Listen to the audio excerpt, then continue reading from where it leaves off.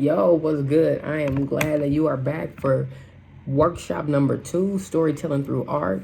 In this workshop, we will be learning the importance and the crafting of the story, why those things matter, why the message matters, and the expression of the art.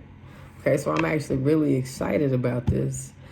Just because storytelling is such a major part of our culture, but art is too. And so when you start bringing those together, like there's a beautiful nexus that gets to happen. So storytelling is a means for us to be able to share and interpret experiences. It's the interactive art of using words and actions to reveal the elements and images of a story while also encouraging the listener to use their imagination in the process. So a lot of times when we hear stories, they take us on a journey, right? They start one place, and by the time the story is over, it's taking you somewhere else. And there's a message that's involved in that journey, right? Also, usually a plethora of emotions, but there's a journey that takes place, and storytelling can be used as a method to teach, whether that's ethics, whether that's about cultural values and norms, whether it's about differences, how to engage with one another, ways to practice and to be. And so all of those things come forth through the story. And so many different things are taught, right? And so you don't just have one type of story. You got some stories that teach about morals. You got some that teach about history. You got some that are just entertaining. Like they're not teaching anything at all, but they definitely can make you laugh or, feel something. We have some that just make us think. They're new ideas that we've never heard before, new concepts of something foreign. Some stories make us laugh. Some stories make us cry. Some make us feel connected to one another. But they all have, again, a purpose that they are serving in whatever message is being shared, right? And that's to be able to not only take you on that journey, but to be a part of it, right? So it's not just to hear the story, but it's to become a part of it. And so the importance of the story is that they're ancient, right? Some of the oldest remnants that we have of history come from the stories that have been told and that have been carried down, over the years and over the generations. And that exists in no matter what part of the world that you come from. We also got stories about, our country and its history. I don't know if y'all had heard of Manifest Destiny in civics and American history yet, but if you haven't, you feel free to ask me about it. But yeah, stories. You got stories that teach about the ancestors, that teach about where you've come from. Stories about creation, right? And how the world got started. Whether we're looking at TV, whether we are looking at social media, radio, newspaper, whether we talking to our family and our friends, our people, like stories literally are still being told all the time. And there are lessons that are attached to that. And so as we think about stories and storytelling, I just want you to take a moment and think about the last story that you heard. Do you remember who told it to you? Do you remember what the message of it was? Do you remember if it was worth hearing? Like, did you want to hear the story, or like, were you ready to be done with it? If they said it with words, like if they spoke it verbally, or did you experience it in a picture or in a song or painting or dance or joke?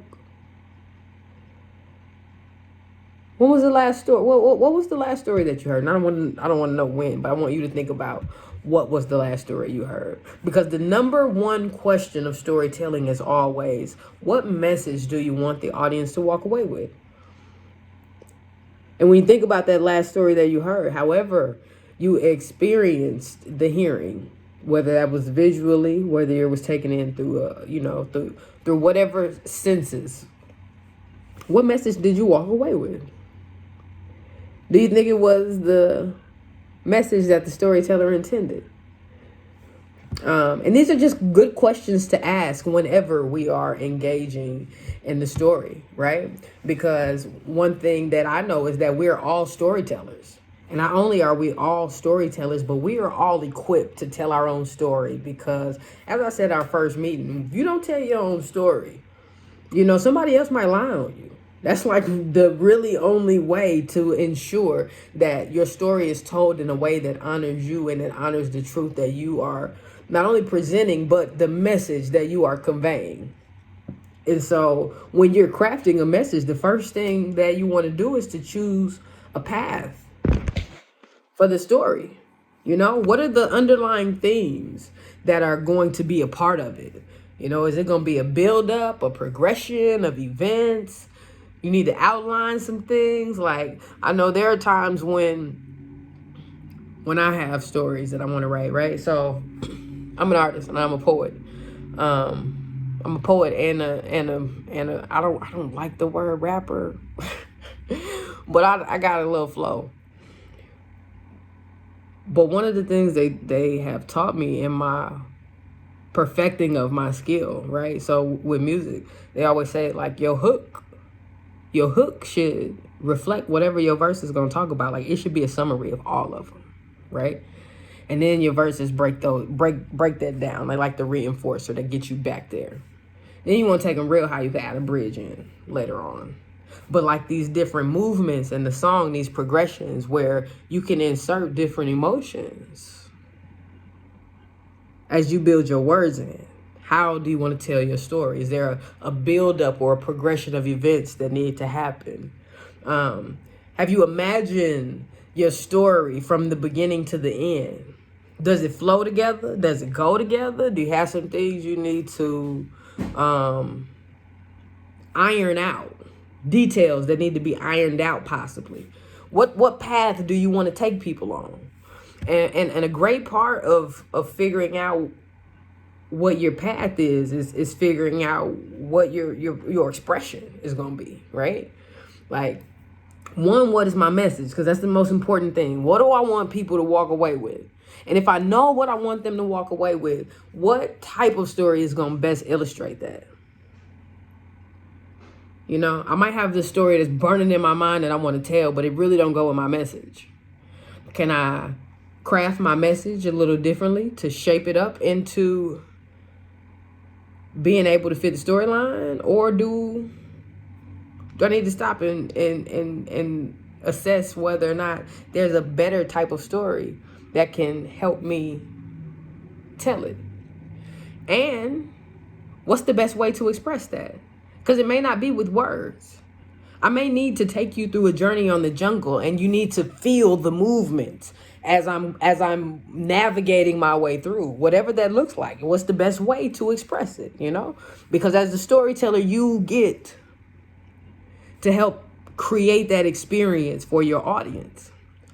Monologues and theater are also other, good ways to engage in artistic expression, because a lot of times our plays and our playwrights of age old, they were sincere about not only their message, but making sure that the storyline flowed. And in English, I want to say maybe it's like 10th grade, 11th grade, you start getting into literature where you can see that a little bit more clearly. You got with the heroes, plot line and all those things. But the expression is important. Like, we are feeling beings. And so our emotions are responses to significant internal and external events. They're responses to things that happen in, around, and through us. Emotions are intense feelings, and they're usually directed at someone or something. But they are also a center point in your story. They are the thing that is going to move your audience through the experience.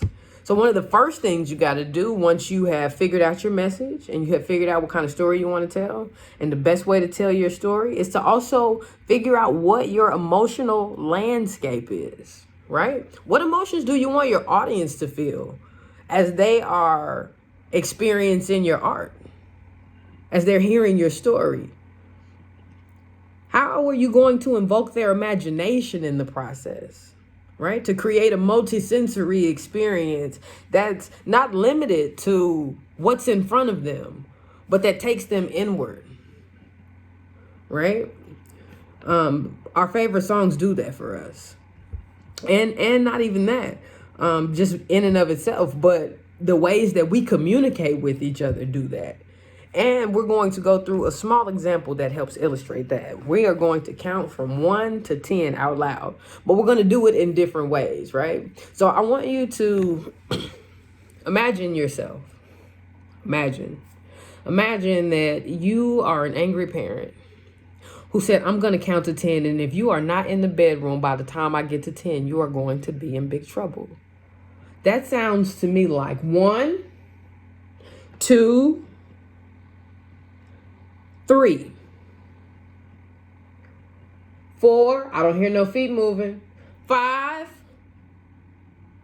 6, 7. Are you there yet? 8,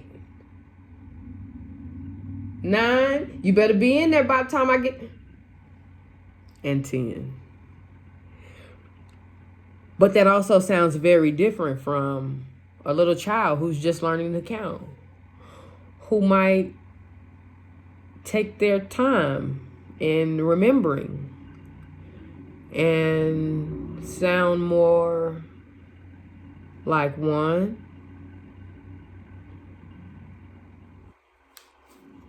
2, 3, 4.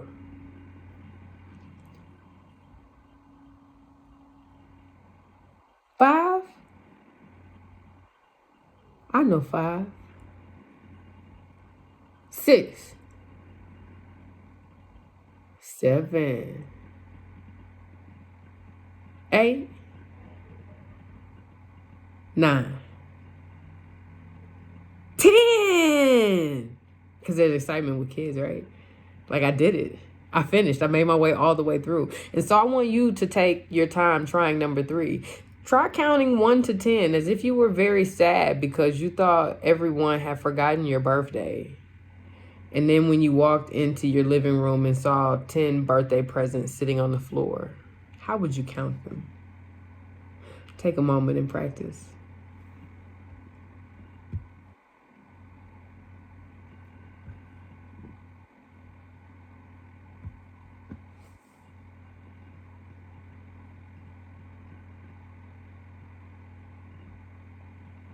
There are a few other examples.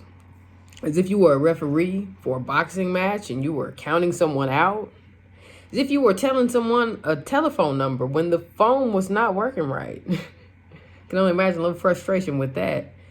As if you were counting pennies as you dropped them into a piggy bank. Do you understand how expression makes a difference? Meaning the tone of our voice and the inflection, all of those things matter in what we're communicating and in the memorability of those things that we are communicating. And we've got to remember that storytelling isn't just words, right? It's pictures, it's mere sounds, it's feelings, it's motions too. So as you are mindful of that, I want to practice expression in a different way this time. I want you to walk across the room 6 times, each time pretending something different. So the first time I want you to think that you are coming home from school and you know you have a lot of chores to do when you get home. Okay? I'm going to take a moment, get to a place that you can take about 7 or 8 steps so that you can practice expressing yourself in these scenarios. Coming home from school and know you got a lot of chores to do when you get there. Are you rushing home or are you taking your time? How are you walking home as you express that reality? You are walking through a foot of snow. Now, mind your foot probably comes up pretty close to your knees for some of you. You know, it's at least 12 inches. You are walking barefoot in a very sticky, squishy swamp.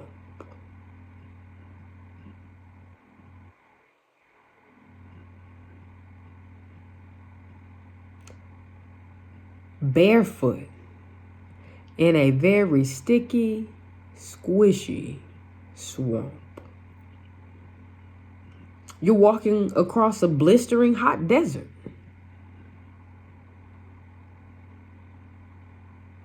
How hot is it? Hot desert. You are in a graveyard at night, walking through the tombstones. How are you walking? Are you comfortable? You walking like you on a normal street? You're not thinking twice about it? How are you walking through the tombstones at night? Your right leg is in a cast. How do you walk when your right leg is in a cast?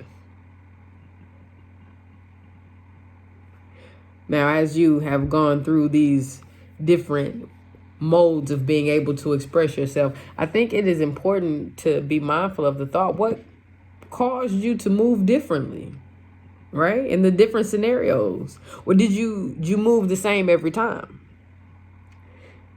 And if you didn't move the same every time and you did actually move differently, did anything in your reality change that caused you to move different? Or did everything actually stay the same?